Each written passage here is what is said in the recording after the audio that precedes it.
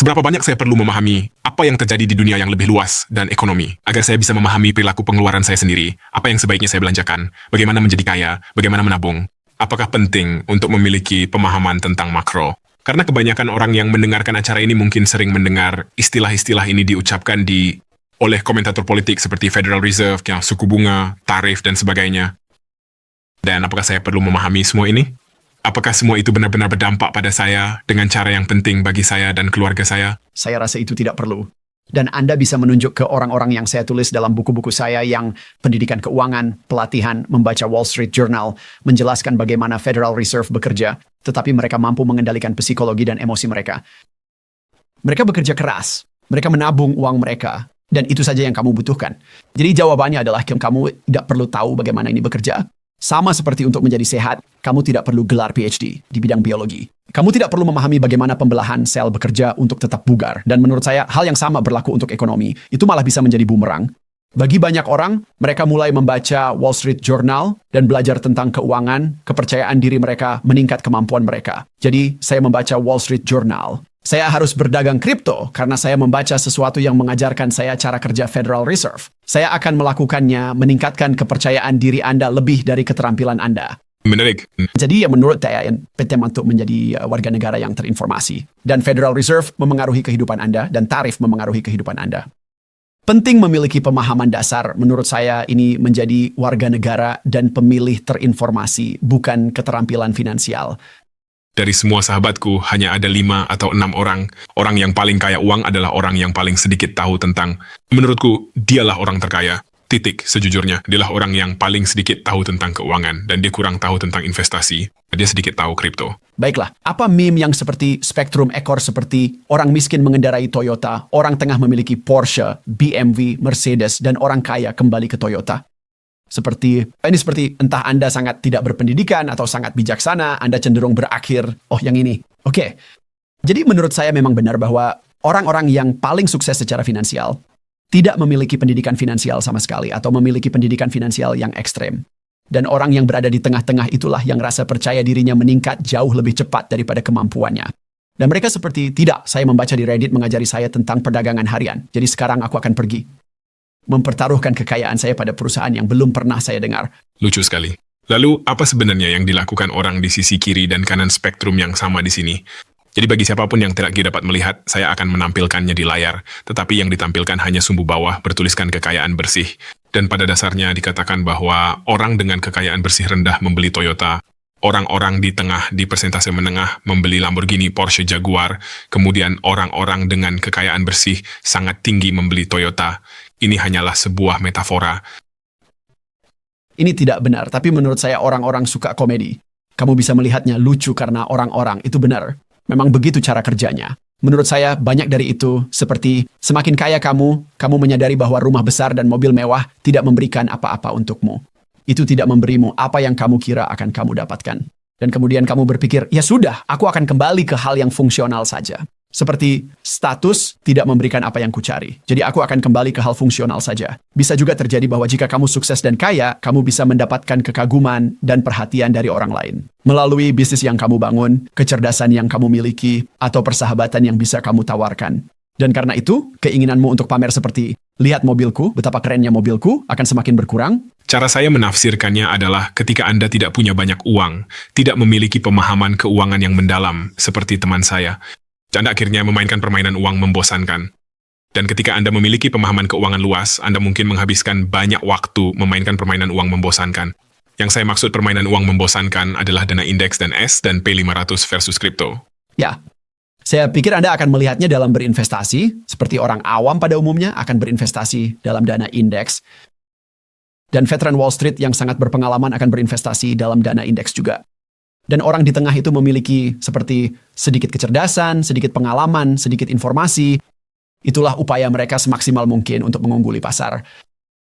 Saya belajar itu dari membaca buku Anda, The Psychology of Money, karena saya pikir, seperti banyak orang, saya mengira ada trik atau cara khusus diajarkan buku ini kapan waktu yang tepat berdagang koin atau melakukan trading forex atau apapun itu.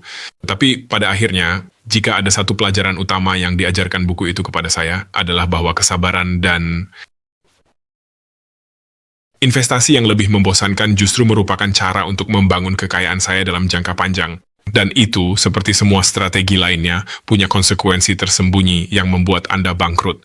Ya, saya pikir itu ada benarnya. Misalnya, ada tingkat kecerdasan optimal yang Anda inginkan dalam berinvestasi. Anda harus cukup cerdas memahami dasarnya, tapi tidak terlalu cerdas sehingga dasarnya membuat Anda bosan. Banyak orang menjadi begitu pintar sehingga mereka seperti, lihat, dana indeks, bunga majemuk, itu terlalu membosankan. Saya butuh sesuatu yang benar-benar kompleks untuk memuaskan kecerdasan yang saya miliki. Ada titik manis di mana saya hanya seperti, dana indeks dan bunga majemuk. Seperti itulah batas kecerdasan saya di sini.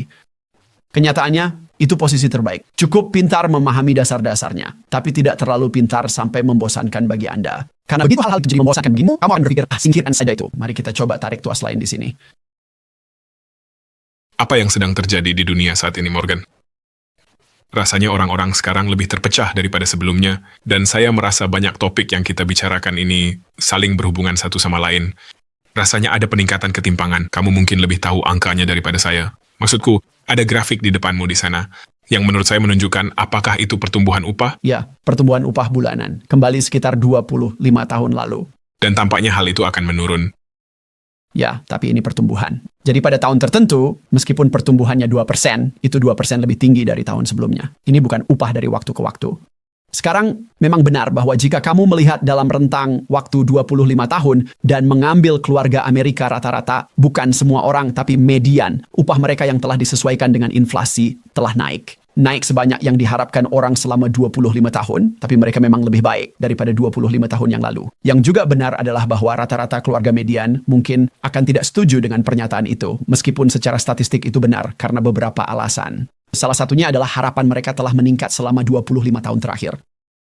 Yang lainnya, bahkan jika kamu melihat pada rata-rata upah, rata-rata, ketika kita berbicara tentang statistik ini, tidak merujuk pada keluarga tertentu. Ini hanyalah sebuah angka statistik. Setiap orang membelanjakan uang mereka berbeda. Jadi jika saya bilang keluarga rata-rata lebih kaya tahun 2000, mereka akan berkata, ya, saya berusaha anak-anak saya kuliah. Sudahkah kamu melihat harga kuliah? Mungkin itu benar karena harga TV sudah turun. Tapi sudahkah kamu melihat harga sewa dan perumahan? Di tingkat individu, statistik ini tidak terlalu berarti. Saya rasa banyak ekonom mengalami masalah dengan hal itu. Ketika mereka berkata, secara statistik X, Y, dan Z telah terjadi. Namun dengan mengabaikan psikologi dan keunikan individu, seperti apa yang sebenarnya terjadi di lapangan, di benak orang-orang, dan bagaimana mereka membelanjakan uangnya, di sini ada begitu banyak nuansa yang tak ada habisnya. Jadi saya rasa memang selalu benar bahwa kita hidup di dunia di mana dalam jangka waktu yang panjang ada pertumbuhan ekonomi yang baik, kita menjadi lebih sejahtera, kita memiliki hal-hal yang lebih besar dan lebih baik, kita memiliki pendapatan lebih banyak, kita memiliki pengobatan lebih baik. Sama benarnya bahwa sah untuk dikeluhkan. Dan memang sah untuk mengeluh tentang hal itu. Bukan hanya seperti, kamu seharusnya lebih bersyukur. Itu adalah hal yang nyata. Jadi ketika saya melihat grafik seperti ini, sebenarnya, jika saya berpikir dengan logika matematika saya akan berkata, ada cukup banyak pertumbuhan selama 25 tahun terakhir. Pertumbuhannya memang naik turun, tapi tetap pertumbuhan. Kamu tahu, dalam grafik ini pertumbuhan negatif. Saya rasa pertanyaannya, apakah orang kaya semakin kaya, orang miskin semakin miskin? Tergantung. Maksudku ini adalah akhir dari kekayaan kita. Apakah orang kaya makin kaya? Ya. Apakah orang miskin semakin miskin? Secara statistik, tidak. Bahkan disesuaikan dengan inflasi. Maksudku, itu tergantung periode apa yang sedang kita bicarakan di sini. Ada periode sekitar 20 atau 30 tahun, di mana jawabannya dengan tegas adalah, ada tren menarik selama 10 tahun terakhir, di mana dalam persentase kelompok pekerja bergaji yang mengalami pertumbuhan persentase tertinggi. Sebenarnya adalah pekerja bergaji rendah. Hal itu benar selama 2 atau 3 tahun setelah COVID, di mana jika Anda adalah pekerja dengan upah minimum dalam persentase, itu adalah tahun-tahun yang sangat baik bagi Anda untuk mendapatkan kenaikan upah. Sekarang sudah mulai menurun. Jadi jawaban atas pertanyaan Anda adalah, orang kaya memang semakin kaya. Menurut saya, orang miskin secara umum hanya bertahan di tempat. Selalu ada orang yang keadaannya berbeda dari itu. Tetapi ketika satu kelompok dalam masyarakat semakin kaya, bertahan di tempat terasa seperti sedang jatuh. Dan juga soal bagaimana orang membelanjakan uang mereka. Jadi bahkan jika rata-rata setelah disesuaikan inflasi, upah tetap datar. Tetapi jika sewa rumah Anda melonjak, atau Anda berusaha menyekolahkan anak ke perguruan tinggi, atau Anda menempuh perjalanan jauh dan mengisi bensin, di tingkat individu, semuanya bisa terasa sangat berbeda dari apa yang ditunjukkan statistik. Dan menurut Anda, peran apa yang dimainkan ketimpangan kekayaan yang semakin melebar antara kelompok teratas dan semua orang lainnya? dalam segala hal yang kita lihat saat ini karena di Inggris kita diambang kerusuhan. Dan menurutku, bulan lalu ada jutaan orang di London yang memprotes imigran yang datang menggunakan perahu dan masyarakat yang menjadi lebih multikultural. Saya sangat terpesona dengan subjek ini karena Anda tahu, sebelumnya kita katakan bahwa kecuali ada imigrasi di dunia barat, akan ada penurunan populasi. Tetapi Penurunan populasi itu menyebalkan. karena itu berdampak pada PDB. Malah Saat ini, di banyak bagian dunia, salah satu masalah yang dianggap paling besar adalah imigrasi.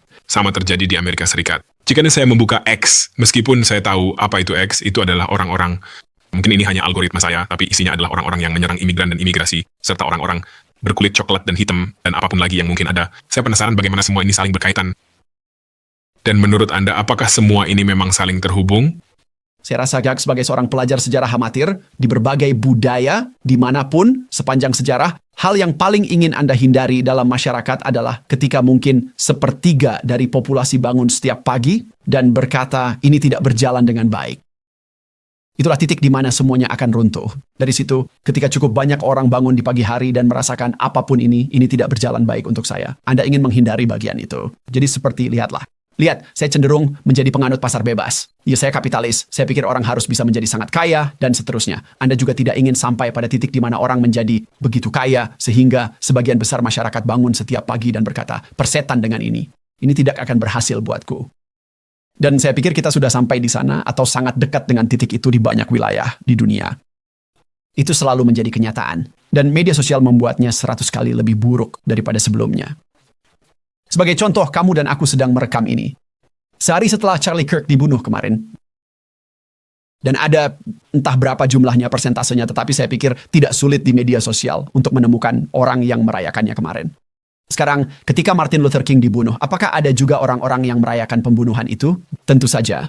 Namun, karena media sosial secara umum, Anda tidak mendengar kabar dari mereka, kecuali Anda adalah bagian dari kelompok itu. Sedangkan hari ini, hampir semua orang kemarin melihat orang-orang yang merayakan pembunuhan Charlie Kirk. Jadi bahkan jika perasaan itu sudah ada di masa lalu, sekarang jauh lebih terlihat jelas. Kamu melihatnya hari ini dengan cara yang tak pernah kamu lihat sebelumnya. Jadi mudah untuk mengatakan bahwa kita lebih terpecah hari ini, lebih ekstrem hari ini, lebih pesimis daripada mereka hari ini. Nuansanya itu tidak benar. Kamu lebih menyadarinya. Perasaan-perasaan itu selalu ada. Perasaan itu sudah ada di tahun 1990-an. Perasaan itu sudah ada di tahun 1950-an. Hanya saja dulu lebih mudah menahan perasaan itu. Dan bagi warga biasa yang mendapatkan informasi dari satu surat kabar, satu program berita malam, mereka merasa segalanya lebih stabil dan terkendali. Orang-orang jauh lebih seragam dalam pendapat mereka daripada kenyataannya. Apakah Anda optimis terhadap ekonomi barat, AS, ekonomi? Saya bisa optimis dalam jangka panjang dan realistis tentang apa arti pertumbuhan. Alasan kita cenderung mengalami pertumbuhan secara berkelanjutan dalam ekonomi dan pasar saham adalah khususnya karena alasan utama, ada kekacauan jangka pendek. Jadi apakah saya optimis tentang 30 tahun ke depan? Sangat. Saya tahu anak-anak saya akan menjalani kehidupan material yang lebih baik dari kita dengan pengobatan, teknologi, dan bahkan mobil terbang yang lebih baik.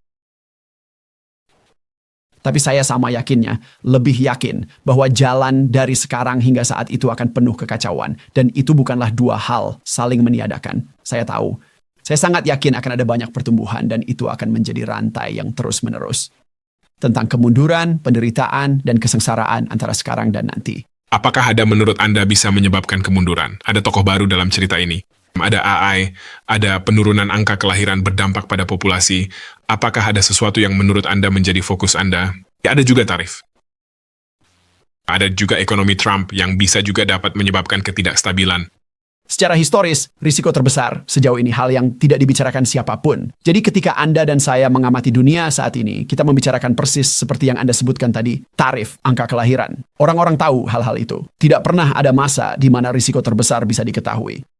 Selalu saja COVID, tidak ada seorang pun memprediksinya. Peristiwa 11 September, tidak ada yang memprediksi. Depresi besar, hal ini, Pearl Harbor, hal yang tidak ada dalam radar orang-orang, justru paling menimbulkan kerusakan. Jadi, bukan berarti saya tidak khawatir tentang tarif angka kelahiran.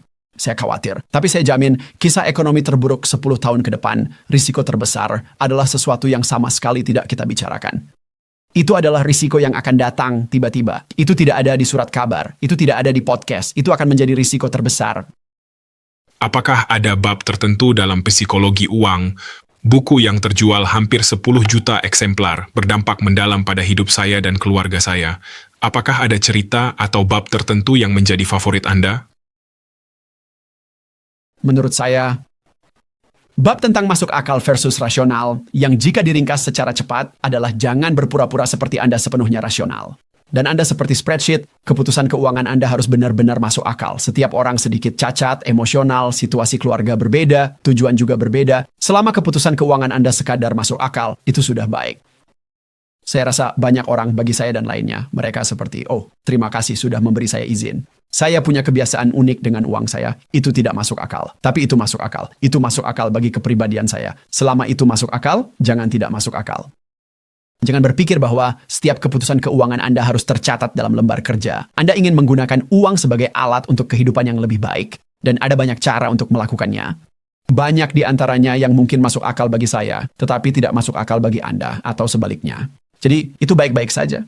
Jadi menurut saya, bagi saya ini bukanlah latihan di lembar kerja di mana saya hanya mencoba memastikan semua angka cocok.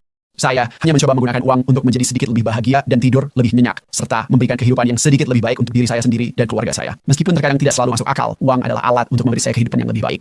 Jika uang adalah alat kebahagiaan, Anda harus memperjelasnya, seperti dibahas dalam buku baru Anda, The Art of Spending Money. Anda harus jelas tentang tujuan Anda. Kebanyakan dari kita belum pernah memahami hal itu.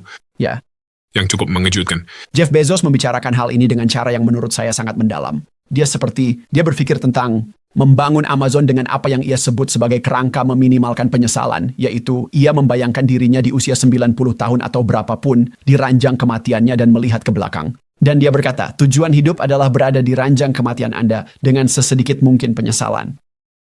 Dan dia berkata, jika dia memulai Amazon dan gagal, dia tidak akan menyesalinya. Tapi jika dia tidak pernah mencoba untuk memulainya, dia akan menyesal.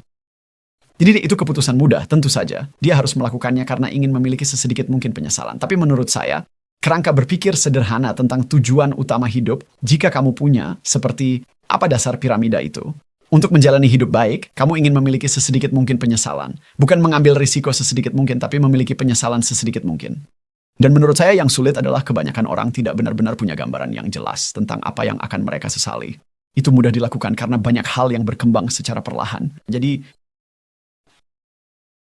jika kamu makan pola makan buruk atau tidak memperlakukan teman sebaiknya, itu berkembang perlahan. Kamu mungkin menyesalinya.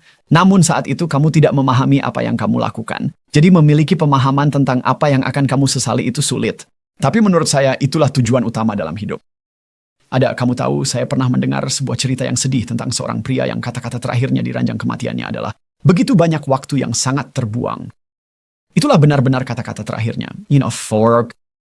Dan saya berpikir, itu yang terburuk. Itu seburuk-buruknya, berada di ranjang kematianmu dan melihat ke belakang, lalu merasa betapa penyesalan itu dipenuhi dengan penyesalan. Tentang hal-hal yang tidak kamu lakukan, tentang cara kamu memperlakukan orang lain, tentang risiko yang tidak kamu ambil. Jadi menurut saya, jika ada filosofi yang menyeluruh, yaitu. Saya sering bertanya pada diri, apakah saya punya pemahaman baik tentang apa yang akan saya sesali? Dan untuk setiap keputusan, apakah saya bertanya pada diri, apakah saya akan menyesal melakukan atau tidak melakukan ini? Lebih mudah diucapkan daripada dilakukan, tapi itu sesuatu yang sering saya pikirkan. Saya rasa secara umum memang sulit bagi kita untuk menyadari bahwa akan ada diri kita di masa depan. Saya membaca studi menempatkan orang di pemindai MRI meminta mereka memikirkan diri sendiri, seorang selebriti diri mereka sendiri lagi, dalam 10 tahun ke depan. Ketika memikirkan diri sendiri, bagian tertentu otak menyala. Ketika mereka memikirkan seorang selebriti atau diri mereka sendiri dalam 10 tahun ke depan, bagian otak berbeda menyala. Hal ini membuat berpikir sebenarnya diri di masa depan orang asing bagi kita. Dan karena itu kita bertindak. Ini juga berlaku pada sebagian besar orang yang saya temui di sini. Belajar dari menyaringnya menjadi mengapa mereka ada di sini, itu karena mereka mampu memikirkan dalam waktu 10 tahun. Mereka mampu menjadi atlet dan berlatih, CEO atau ahli dalam sesuatu. Mereka mampu berpikir dan mereka lulus gelar PhD dan sebagainya. Aku tidak tahu. Ada kutipan hebat dari Jerry Seinfeld. Dia bilang, pengendalian diri adalah empati terhadap diri Anda di masa depan. Ini adalah Anda yang membuat keputusan untuk melakukan atau tidak melakukan sesuatu hari ini. Karena Anda menghormati diri Anda di masa depan dan Anda peduli pada diri Anda di masa depan. Anda tahu, akan ada seorang Steven 10 tahun dari sekarang. Dan Anda ingin melakukan sesuatu hari ini untuk orang itu 10 tahun dari sekarang. Saya kira anak-anak membantu karena mereka memberi Anda masa depan berpikir. Tentang? Ya. Benar, sesuatu yang akan bertahan lebih lama dari Anda. dan Anda ingin mengajarkan mereka sesuatu. Dorong mereka agar menjadi seseorang yang akan hidup lebih lama dari Anda. Jadi Anda mengalaminya, Anda memikirkan sesuatu yang akan bertahan lebih lama dari diri Anda sendiri. Anda membahas dalam buku tentang mencoba hal-hal baru dan alasan di balik itu. Ada satu bab berjudul Cobalah Sesuatu yang Baru.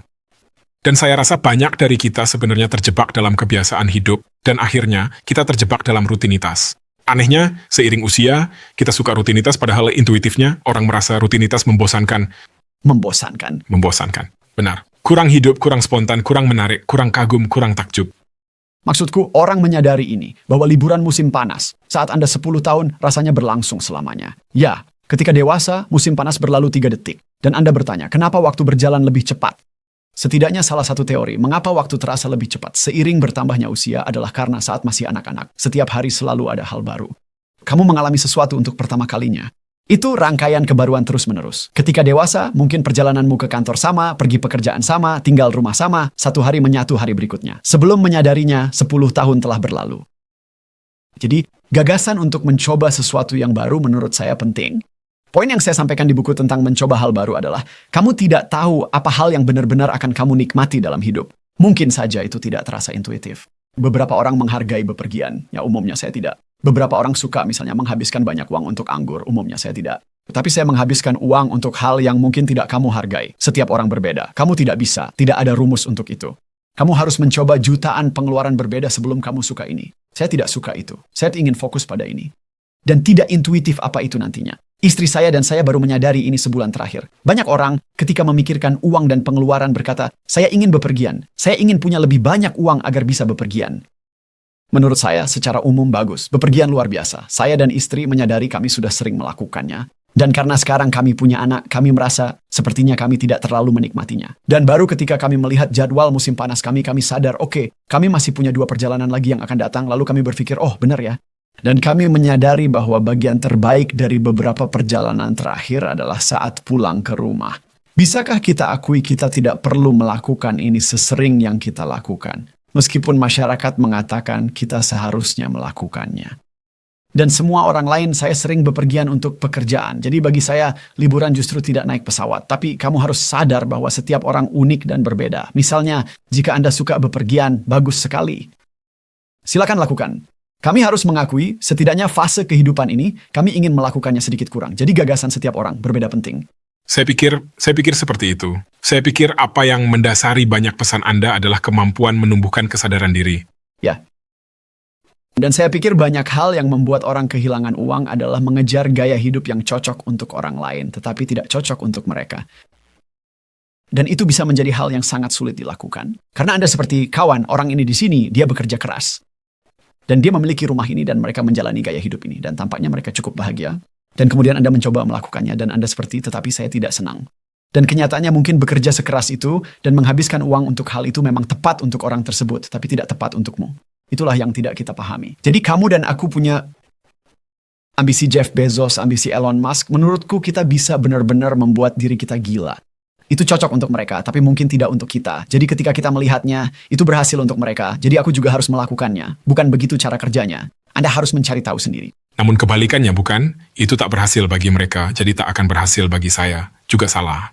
Benar. Saya pikir tidak dewasa jika orang berkata, saya suka hal ini, dan karena itu Anda harus menyukainya. Atau sebaliknya, ini tidak berhasil bagi saya, dan karenanya tidak seorang pun boleh melakukannya. Ialah suatu Bagaimana kehidupan bekerja? Benar.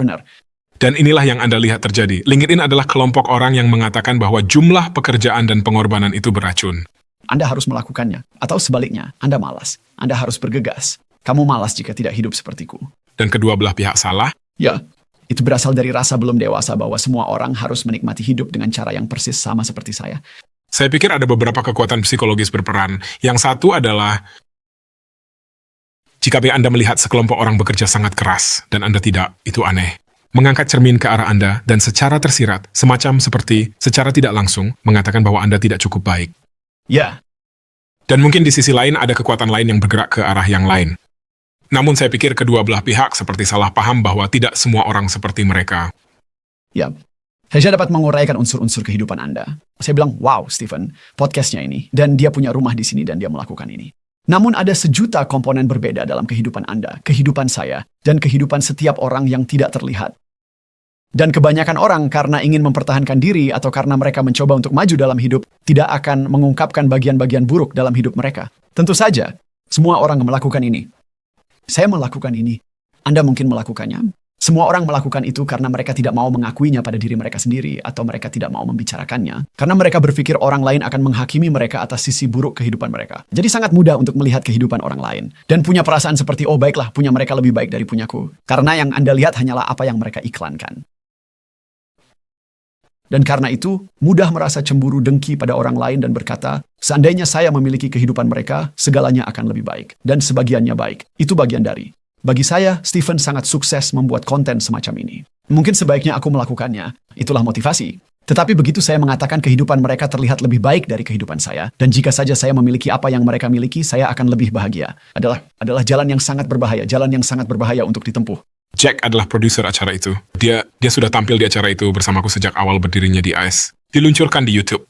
Jadi dia mengerti betul seluk-beluk hidupku. Dia mengerti bisnis saya. Dia mengerti, kamu tahu, hal ini. Apa saja yang dibutuhkan dan pengorbanan yang harus dilakukan. Jadi Jack, apakah kamu ingin menjalani hidupku? Tentu saja tidak. Tidak ada keraguan di sana. Tidak ada dunia di mana aku bahkan bisa membayangkan berada di duniamu. Jumlah orang yang berebut perhatianmu setiap hari benar-benar membuatku tercengang. Podcast itu adalah bagian besar dari hidupmu, tapi faktanya aku hampir tidak pernah mendengar kabar darimu setiap minggu. Mungkin itu bisa memberikan sedikit gambaran tentang seberapa banyak yang harus kamu tangani. Aku benar-benar tidak bisa membayangkan berada di bawah sorotan sebesar itu. Seluruh dunia seolah-olah memperhatikan aku dan berpikir, seperti semua orang punya pendapat tentangmu. Dan kamu menjalankan banyak bisnis, jadi kamu hampir harus tampil sedikit. Dan aku rasa melihat sisi terburukmu. Aku menganggap itu pujian besar karena kamu bisa jadi dirimu sendiri di sekitarku. Ingat, kamu harus menjadwalkan makan siangmu. Oh, aku menjadwalkan makan siangku. Itu tidak terjadi, tapi aku menjadwalkannya. Kamu menjadwalkannya karena kamu tidak punya waktu untuk makan siang. Kamu keluar dari sini, kamu pergi ke toilet, dan orang-orang tetap menanyai kamu di tengah perjalanan dari sini ke toilet. Itu memang hal-hal yang perlu ditanyakan, tapi itulah hidupmu. Itulah jenis hal yang telah Anda lakukan. Dan saya tidak tahu apakah itu menjawab pertanyaan Anda. Saya mungkin bisa melanjutkannya untuk waktu yang sangat-sangat lama. Anda, Harus melakukan seluruh episode sebelum saya melakukan ini? saya punya 2 pertanyaan terakhir. Pertanyaan selanjutnya, apakah menurutmu aku bahagia dengan hidupku? Ya, saya pikir Anda tidak puas. Saya pikir kamu gembira, tapi saya tidak pikir kamu puas. Dan apa yang Anda maksud dengan konten? Anda selalu saja terus-menerus mencoba mengejar hal berikutnya yang baru. Dan saya tidak yakin mengapa, seperti Anda bisa dengan mudah melakukan podcast ini dan itu akan sangat bermanfaat bagi Anda. Ya, itu memang sangat baik untukmu. Kamu bisa menghabiskan seluruh waktumu melakukan ini dan menurutku, kamu sangat bahagia saat melakukannya. Tapi kemudian ada juga hal-hal lain yang jelas membuatmu bahagia dan ingin kamu lakukan. Tapi lalu kamu datang padaku dan berkata, kita harus memulai channel YouTube baru. Dan aku seperti, ya, ide bagus, tapi aku tidak tahu kenapa. Kamu sangat menginginkan usaha ekstra itu sebagai inti dirimu, kamu seorang pebisnis, jadi kamu terus-menerus mencoba membangun dan mengembangkan. Tapi jika dilihat secara pribadi, berapa banyak beban tambahan yang itu timbulkan padamu dan juga untuk Mel. Aku tahu hubunganmu dengan Mel, kamu tidak terlalu sering bertemu dengannya. Jadi menurutku itu cukup menarik, tapi ya, aku berpikir kamu bahagia, tapi aku tidak berpikir kamu cukup puas. Dan pertanyaan terakhir, apa yang kamu inginkan dari hidupku? Apa yang aku inginkan dari hidupmu? Jadi kamu bilang tidak menginginkan hidupku karena kamu berbicara tentang sisi buruknya. Elemen apa saja dari kehidupan saya yang Anda inginkan? Itu sebenarnya cukup menarik karena saya pikir saya berbicara dengan Jem dan Cozy tentang ini tadi malam. Hidup Anda dirancang sedemikian rupa agar sangat efisien. Ya, Jadi ada yang memegang mobil dan tiket pesawat untuk Anda. Sejauh yang saya tahu, Anda tidak berpikir Anda melakukan banyak administrasi normal seperti saya. saya kebetulan tidak memilih makanan saya. Saya terkejut ada brokoli di sini, jadi saya akan memakannya hari ini. Dan saya pikir banyak seperti kegembiraan datang dari kehidupan, kekacauan dalam kehidupan. Dan saya pikir Morgan menyinggung hal di awal. Keluarga sederhana. Mereka tidak ambisius tapi super bahagia. Kekacauan hidup seperti ada banyak keindahan di sana. Saya tahu Anda bertanya apa yang Anda inginkan dari hidup, tapi saya pikir saya menginginkan hal-hal itu. Namun saya mengerti dan menghargai keindahan melakukan hal tersebut. Aku bertanya-tanya, apakah menurutmu aku benar-benar bahagia? Karena meskipun Anda mendengar semua hal itu dan Anda berkata, persetan, orang ini, seperti dia tidak punya banyak waktu dan dia selalu bekerja. Dan seperti kami pergi ke toilet, penonton mungkin tidak akan tahu. Tapi saat saya keluar, dua anggota tim berbeda datang dengan dua masalah berbeda. Seseorang datang ke podcast malam ini, saya punya pertemuan besar malam ini dengan investor utama selama 4 jam. Mereka bertanya di lorong tamu besar ini atau membatalkan pertemuan investor. Harus membuat keputusan 4.4. Detik. Yuk, kamu melihat aku duduk dan berkata, beritahu tim. Memang aku membuat keputusan eksekutif di ponsel 2,5 detik. Tapi itu juga berarti malam kencan. Terpengaruh dengan pacarku. Jadi, itu sedikit gambaran tentang hidupku. Dan aku memang begitu. Aku bertanya pada Jack, apakah menurutnya aku benar-benar bahagia? Karena menurut pendapatku pribadi, dan mungkin aku sedang hidup dalam delusi yang sangat besar, aku memang benar-benar bahagia. Dan cara aku menebak bahwa aku bahagia adalah karena aku tidak merasa tidak bahagia dan aku tidak punya perasaan tidak bahagia. Dugaanku juga jika kamu bilang, aku akan berhenti dari podcast, berhenti dari semua ini, menutup bisnis, kamu akan di samping dirimu sendiri karena rasa cemas dan depresi. Jadi ini bukan tentang apakah melakukan ini membuat Anda bahagia. Saya pikir jawaban yang lebih baik adalah tidak melakukan hal ini akan membuat Anda sengsara. Ya. Tapi itulah dirimu. Dan saya bersyukur bahwa orang-orang seperti Anda ada karena saya bisa mendapatkan manfaat dari pengorbanan. Ini bukan pengorbanan untuk Saya. Ya, saya mengerti. Namun dari sudut pandang saya, pengorbanan apa yang dapat saya manfaatkan? Karena Anda membuat konten hebat yang saya dengarkan dan sebagainya. Jadi saya suka hidup di dunia di mana kebanyakan orang bangun di pagi hari dan berkata, ini tidak cukup. Dan saya pikir saya juga melakukan itu. Saya ingin menulis lebih banyak buku lebih baik, tetapi jika Anda tidak memiliki kapasitas untuk berkata, lihat saya punya ambisi, saya punya tujuan ingin saya capai, saya ingin bekerja keras meraihnya, saya ingin berkorban demi mencapai itu, tapi saya tidak akan pernah memiliki kehidupan yang baik kecuali saya bisa mundur sejenak dan berkata, wah, lihat apa yang saya miliki sekarang, meskipun itu tidak banyak. Ada buku bagus yang ditulis gerontolog Karl Pillemer. Dia menulis buku berjudul 30 Lessons for Living, di mana dia mewawancarai sekelompok orang Amerika lanjut usia. Mereka berusia 90 hingga 100 tahun. Dia berkata, ceritakan padaku rahasia hidup yang baik. Kamu sudah mengalami hal dalam hidup. Ceritakan padaku apa yang kamu tahu. Dan dia punya satu bagian di mana dia mengatakan, dari 1.000 orang yang dia wawancarai, tidak satu pun melihat hidup mereka, andai saya hasilkan banyak uang. Tidak satu pun yang berkata, andai saja saya memilih karier yang menghasilkan lebih banyak uang. Hampir setiap orang ketika melihat kembali hidup mereka berkata, andai saja saya lebih baik kepada orang lain, lebih banyak membantu teman, dan menghabiskan lebih banyak waktu bersama keluarga. Itu berlaku untuk semua orang. Jadi jika kita ingin membicarakan penyesalan, apa yang paling mungkin kita sesali saat berusia 90 tahun? Bukan menghasilkan lebih banyak uang, melainkan menghabiskan waktu dengan orang-orang yang kita cintai dan hargai. Saya mendapati diri saya berpindah-pindah di antara keadaan. Kadang kala karena pikiran, saya mendapati diri saya berpindah-pindah antara keadaan dan dalam keadaan bersyukur. Tadi malam saya tampil pertunjukan Jimmy Fallon New York. Tim saya ada di sana. Itu adalah momen yang sungguh indah. Saya bangun pagi ini dengan perasaan amat bersyukur. Tadi malam saya mendengarkan beberapa musik favorit saya. Saya merasa sangat bersyukur dan sungguh bahagia. Dan kemudian saya tahu bahwa saya akan beralih ke kurangnya rasa puas yang dimaksud Jack. Kebahagiaan selalu merupakan emosi 5 menit. Ya.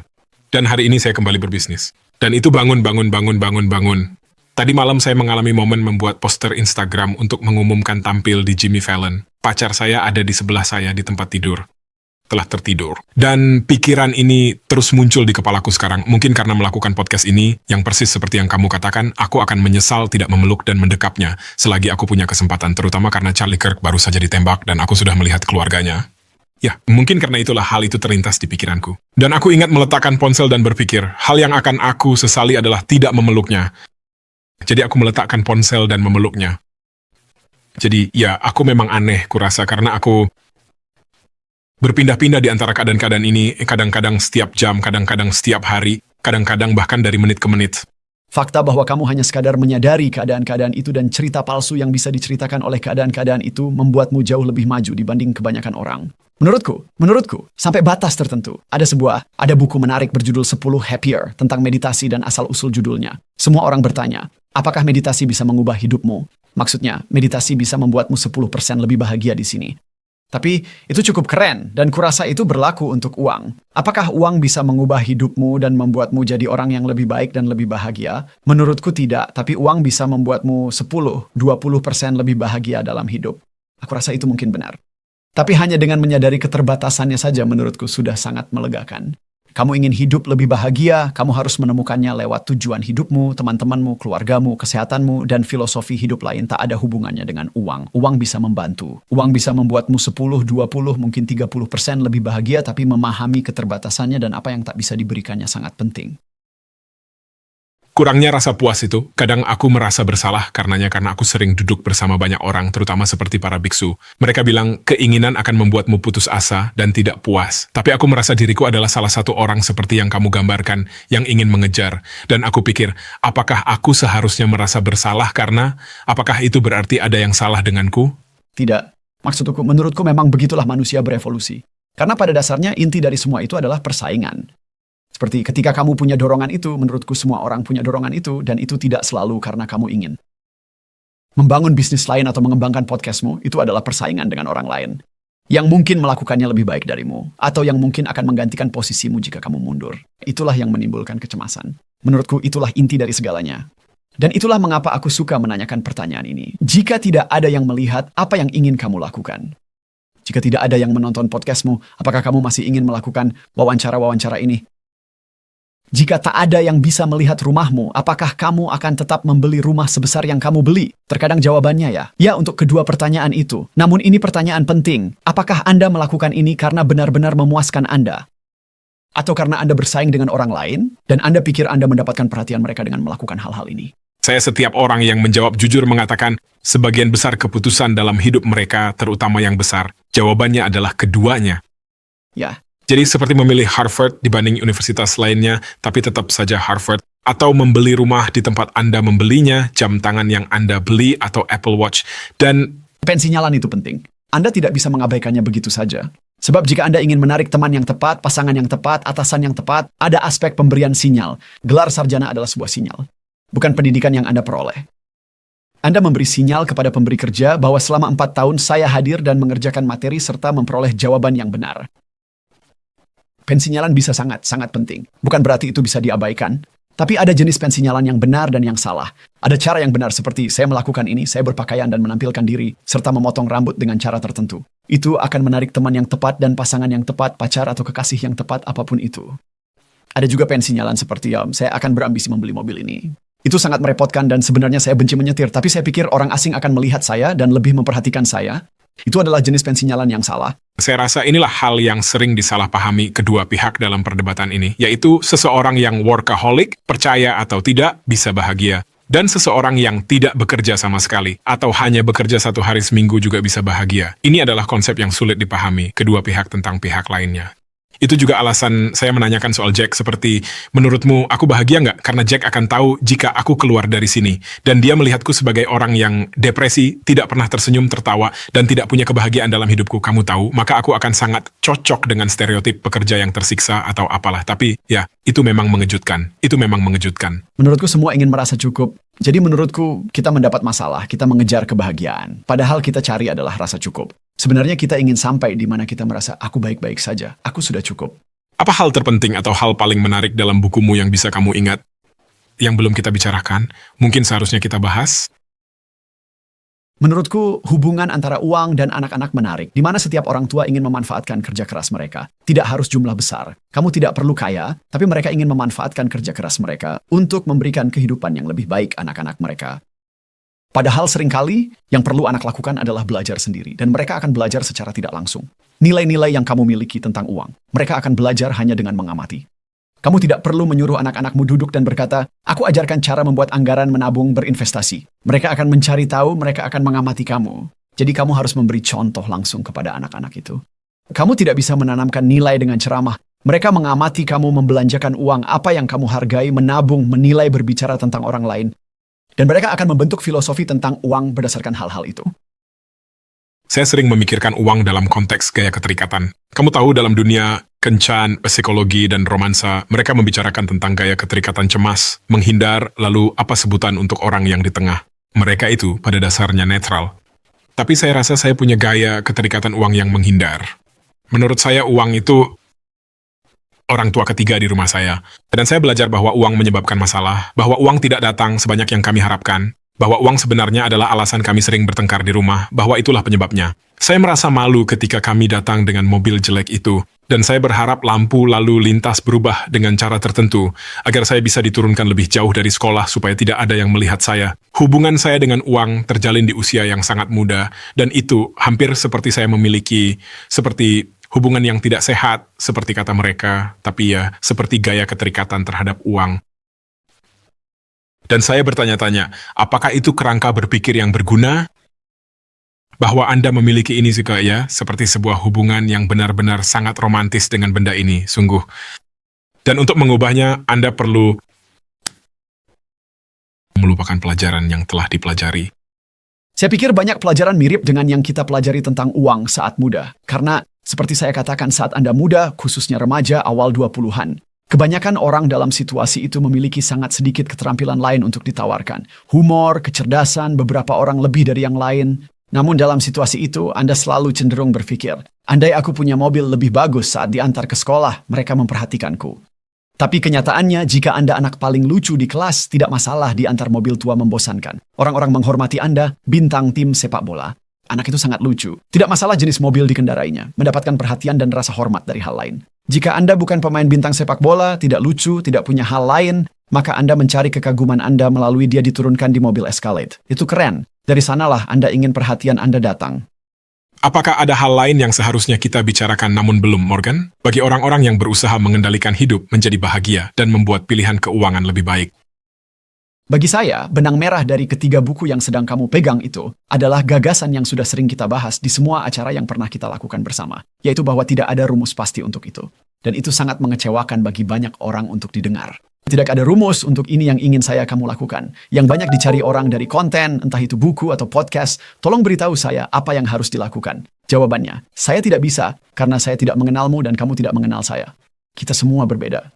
Justru itu yang paling melegakan.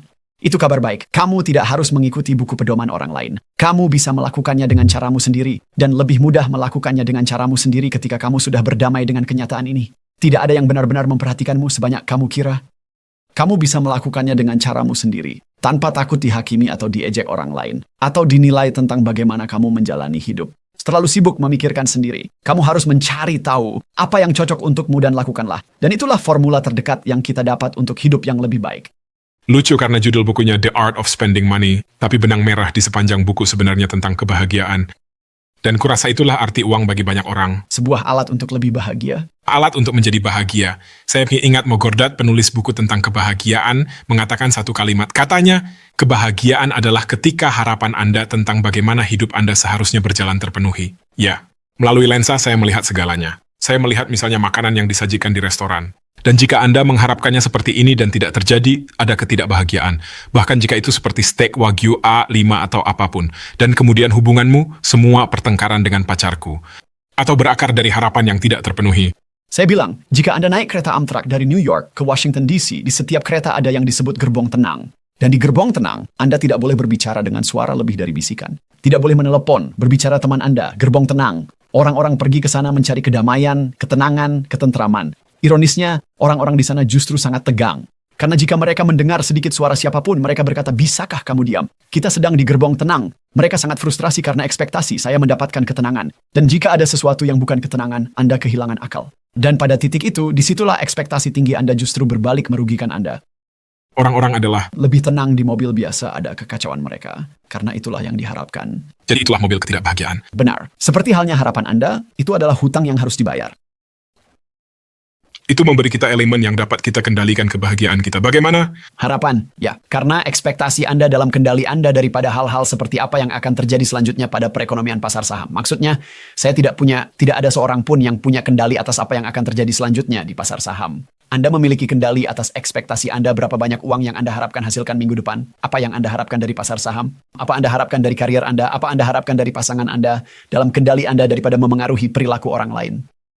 Dan alasan semua tradisi timur membahas rasa syukur, karena rasa syukur adalah kesadaran bahwa ekspektasi saya miliki kini terpenuhi.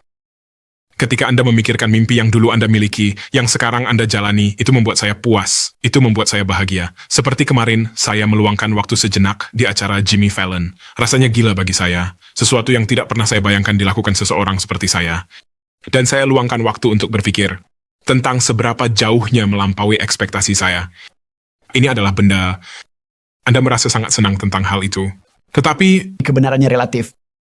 Jika Anda hanya memikirkan tentang kemarin, Anda berharap untuk tampil di acara Jimmy Fallon. Itu memenuhi harapan Anda untuk hari itu. Jika Anda melihat kalender Anda untuk hari itu, isinya adalah, saya harus pergi ke Jimmy Fallon. Perlu tampil, perlu mengatakan hal benar, dalam rentang waktu lebih panjang, benar-benar di luar ekspektasi Anda. disitulah ketika kita melihat dari sudut pandang yang lebih luas, rasa syukur memenuhi kita. Dan itu sangatlah sulit. Mengatakannya tanpa terdengar konyol, Anda bahkan bisa melihat lebih luas dan berpikir, saya bersyukur hidup di dunia punya antibiotik dan Advil. Kedengarannya aneh karena kita menganggapnya pasti ada. Setiap kali kita minum penisilin, kita, ya, ada. Tapi hidup di dunia tanpanya 99% sebelum kita. Sulit membayangkan hal-hal dasar yang kita manfaatkan, disitulah rasa syukur. Lihat dari sudut pandang lebih luas agar lebih bersyukur atas hal-hal ini. Anda tidak akan merasa puas sampai bisa melakukannya. Latihlah tingkat rasa syukur seperti itu. Pada tingkat berbeda, orang akan tetap bercita-cita, misalnya miliarder ingin 2 kali lipat kaya. Studi bertahun-tahun lalu mengatakan, di seluruh spektrum kekayaan, orang ingin memiliki sekitar 3 kali dari yang mereka miliki agar bahagia. 3 kali apa? Tampaknya jumlah yang membuat Anda bahagia. Jadi kalau Anda punya $10.000, orang berkata, kalau saya sudah punya 20, saya akan baik-baik saja. Jika Anda punya $20 juta, orang berkata 40 jumlah yang tepat. Selalu 2 atau 3 kali lipat dari apa yang Anda miliki. Dan itu hanya penciptaan kesenjangan ekspektasi yang disengaja. Itu seperti menciptakan kesengsaraan untuk diri sendiri. Ya, idenya adalah, kalau saja saya punya sedikit uang lebih, maka masalah-masalah yang saya miliki, kegelisahan ini, lubang yang tak terisi yang saya miliki akhirnya akan terisi. Dan itu bohong. Tentu saja, kita katakan pada diri kita sendiri, Dan semua orang yang mendengarkan sekarang memilikinya. Setiap orang punya angka di kepala mereka. Kalau saya sampai sana, maka akan baik-baik saja. Saya punya itu, kamu punya itu. Dan jika kamu dan aku mencapai angka itu, sebelumnya angka itu sama saja. Kita seperti, oke, tapi kalau 2 kali lipat pasti lebih bagus. Beberapa hari yang lalu saya bertemu seseorang yang pendapatan tahunannya hampir persis 2 kali lipat dari saya. Kami sangat terbuka satu sama lain. Dia teman baik saya. Perasaan yang saya rasakan, saya tidak mengatakannya, tapi perasaan saya adalah, oke, kalau saya punya itu, semuanya luar biasa. Dan itu konyol. Kita melakukan itu sepanjang hari. Dan saya yakin jika teman saya bertemu seseorang yang pendapatannya 2 kali lipat dari dia juga akan berpikir, oh, itu levelnya. Itu dia. karena pengeluaranmu juga naik, tapi kemudian kelompok pembanding kompetisi juga bertambah. Jadi sekarang kamu jadi lebih miskin di kelas perbandingan yang berbeda. Seperti, ya, ketika kamu membeli rumah baru itu, pasti kamu pindah ke lingkungan baru. Ada rumah di lingkungan yang lebih bagus dari rumah kita. Istri saya berbicara tentang, Mereka, itu tidak masuk akal. Sekarang saya pikir karena saya menulis tentang ini, saya lebih baik dalam menangkap diri pada momen-momen, tetapi saya tidak akan berpura-pura tidak memiliki momen-momen. Mereka tidak dapat dihindari. apa yang berhasil bagi Anda? Apakah ada sesuatu yang benar-benar berhasil bagi Anda dalam hal melepaskan Anda dari perbandingan dan apa yang dipikirkan orang lain? Apakah ada yang berhasil? Saya suka istilah ini, gelembung rendah hati. Saya ingin hidup dalam gelembung sederhana. Harus rendah hati karena saya tidak ingin hidup dalam gelembung, saya tidak punya empati orang lain. Saya ingin menyerap pengalaman orang lain, memahami dunia. Tapi saya ingin hidup dalam gelembung. Saya ingin harapan-harapan saya tidak keluar dari rumah saya.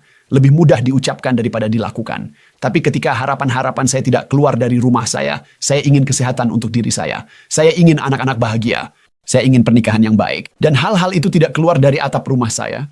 Begitu harapan-harapan saya keluar dari gelembung saya, begitu mereka meluas keluar rumah saya jadi seperti, oh, lihat rumahnya. Rasanya saya selalu memikirkan gelembung rendah hati itu bahwa satu-satunya hal yang akan membuat saya bahagia ada di bawah atap rumah saya. Dan saya tahu itu. Dan begitu aspirasi saya keluar dari situ, saya tahu itu hanya akan menjadi tidak terkendali. Saya berusaha sering memikirkan hal itu. Dan seperti yang saya sebutkan sebelumnya, gagasan tentang jika tidak ada yang memperhatikan apa yang akan saya pedulikan. Itu adalah latihan yang paling kuat bagi saya. Jika tidak ada yang bisa melihat apapun yang saya lakukan, bagaimana saya memilih untuk hidup? Saya selalu ingin menangkal hal ini dengan pemikiran, jika saya tempatkan diri pada posisi status lebih tinggi, saya akan memperoleh lebih banyak kesempatan, berarti lebih banyak uang, yang kemudian akan lebih memungkinkan saya fokus pada utilitas. Bukan berarti itulah yang terjadi pada siapapun. Namun pemikirannya adalah sebenarnya status memang sama dengan pendapatan di banyak bagian dunia. Pendapatan memberi Anda kemandirian. Ya, Dan menurutku itu benar. Saya pikir dalam banyak hal itulah yang sasaran. Bagaimana caranya saya sukses dalam karir saya sehingga saya bisa menghasilkan cukup uang dan tidak perlu bekerja? Seperti itu. Kelemahannya adalah saya suka menulis. Anda suka podcasting. Jadi kalau kita makin sukses, saya tidak mengejar kesuksesan supaya bisa berhenti melakukan apa yang saya lakukan. Saya hanya ingin melakukan hal-hal yang saya sukai. kami memiliki tradisi penutupan di mana tamu terakhir meninggalkan pertanyaan untuk tamu berikutnya, seperti yang Anda ketahui. Apakah Anda memiliki penyesalan besar dalam hidup? Lalu dikatakannya, mereka tidak membuktikan tujuan yang nyata. Apakah kamu masih menyesal? Tidak ada yang besar. Ada beberapa penyesalan. Saya memikirkan hal ini beberapa hari lalu. Saya dan istri saya, kami punya 2 anak dan kami sudah selesai punya anak. Dan ada bagian dari diri saya yang bertanya-tanya, seperti apa hidup ini jika saya punya 4 anak, 3 anak, jika kami melakukannya? Kedua anak saya telah memberi saya begitu banyak makna dan tujuan. Dan saya bertanya-tanya seperti apa hidup ini jika saya punya lebih banyak anak lagi. Saya tidak bisa membayangkan punya 1 anak. Saya tidak bisa membayangkan tidak punya anak. Kehidupan alternatif di mana saya punya 4 atau 5 anak. Dan kamu tahu hidup jadi sangat kacau pada titik itu. Bukan penyesalan. Tapi kamu sadar, begitu kamu menutup pintu itu, kamu jadi bertanya-tanya, seperti apa hidup ini jika saya melakukannya dengan cara yang berbeda? Karena hal itu telah memberi saya tujuan lebih dari apapun yang pernah saya bayangkan. Dan saya sebenarnya bisa saja punya lebih banyak anak. Dan mungkin saja itu akan menjadi lebih buruk. Tapi saya penasaran seperti apa jadinya. Baru setelah kamu memilih untuk menutup pintu itu, barulah kita berpikir, bagaimana kalau saya melakukannya berbeda? Apakah kamu berharap dulu membekukan embrio? Tidak, Karena secara teori itu akan membuat pintunya tetap terbuka? tidak juga. Karena menurut saya memang ada titik di mana kamu butuh energi muda untuk menjadi orang tua. Saya tidak bisa membayangkan punya bayi baru lahir di usia 50 atau 60. Saya rasa kamu butuh energi seperti orang berusia 25 atau 30 untuk melakukan itu. Dan itu bukan penyesalan karena saya sangat puas dengan keluarga yang saya miliki sekarang. Tapi ini salah satu hal di mana kamu menyadari bahwa ada jumlah jalur tak terbatas yang bisa dilalui hidupmu. Dan kami bisa saja tidak punya anak. Kami bisa saja punya 4 anak. Kami memilih jalur ini, tapi ini hanya salah satu saja. Ini salah satu dari banyak jalur yang bisa saja kami tempuh. Morgan, terima kasih. Terima kasih melakukan apa yang kamu lakukan. Kamu adalah penulis favoritku sepanjang masa. Dan aku rasa sudah pernah bilang ini padamu, tapi cara kamu menulis itu menurutku sangat luar biasa menarik. Pesan di bukumu sangat mendalam, semua bukumu sangat mendalam. Cara kamu bercerita membuatnya istimewa. Siapapun yang mendengarmu pasti mengerti maksudku. Bukumu adalah cerminan dari hal itu. Psikologi Uang, seperti yang kubilang, adalah buku yang mengubah hidup keuanganku. Itu satu-satunya buku yang direkomendasikan kakakku yang sangat pintar untuk kubaca. Tidak heran menjadi salah satu buku terlaris sepanjang masa. Menurutku, mungkin buku terlaris sepanjang masa kategorinya. Bukumu The Art of Spending melanjutkan tren ini. Sangat mudah diakses, sangat menarik, sangat manusiawi. Namun di sana ada pelajaran mendalam yang berpeluang mengubah hidup kita menjadi lebih baik. Jadi saya sangat merekomendasikan semua orang pergi dan mendapatkan buku ini, The Art of Spending Money, yang terbit besok, 7 Oktober. 7 Oktober. Jadi saya akan memberikan tautannya di bawah ini bagi siapapun yang ingin memperoleh salinan buku ini. Ini adalah buku tentang pengeluaran, kebahagiaan, dan penyesalan. Buku ini menceritakan kisah-kisah yang memungkinkan Anda membuat keputusan yang lebih baik dalam hidup Anda. Dan melalui kisah-kisah, bukan hanya kerangka kerja atau data, kita dipengaruhi. Dan Anda mungkin bisa merasakannya mendengarkan ini. Anda mungkin sudah mendengar statistik ini. Anda tahu Anda harus menabung, namun terkadang mendengar kisah nyata dari orang nyatalah yang tertanam di amigdala Anda dan menciptakan perubahan perilaku. Dan itulah bagaimana Morgan menulis. Dia menulis melalui konteks kisah-kisah hebat yang berpeluang mengubah hidup Anda. Jadi buku luar biasa, saya sangat merekomendasikannya. Terima kasih banyak. Mungkin semoga kita dapat bertemu lagi suatu saat nanti. Juga.